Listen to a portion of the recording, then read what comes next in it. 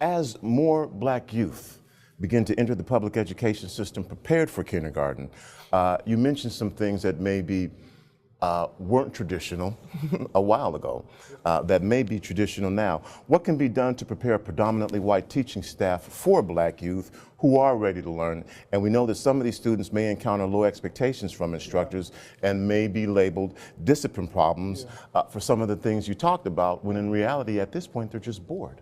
Well, you know, here is one of the biggest problems that I think our society faces when we come to teaching disadvantaged kids, in particular kids of color.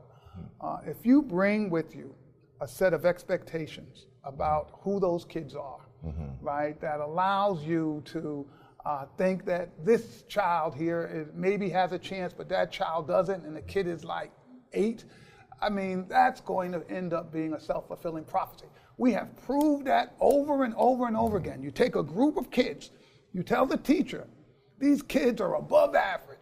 Guess what happens? Those kids end up performing above average. You take same type kids and say that to that teacher, those kids are below average, and guess what happens? Those kids end up not doing well in school. We know that the teacher expectation plays a role in how these kids develop. It's one of the reasons that we only have one expectation for all of our kids in the Harlem Children's Zone, and that's graduating from college. I will not let any teacher, any social worker, any program aide state that there's any other outcome we care about our kids, because you know what? You cannot tell.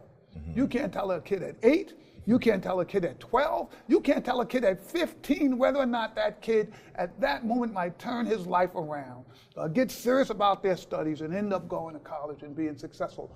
So I think that this issue of expectations, when you expect these kids to go to college, they get it from you.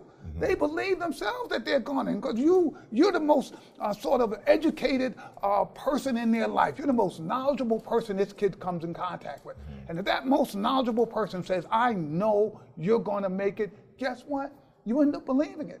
And I think that that's one of the things that we're going to have to really tackle. And by the way, I think that we have to be concerned about this when it's white teachers, but I think we have to be concerned about this when it's black teachers too. I think that looking at poor kids and seeing all the problems that they have, it begins to sort of lead you into a belief that you actually know statistically what the outcomes for these children are going to be, and that is just absolutely not science.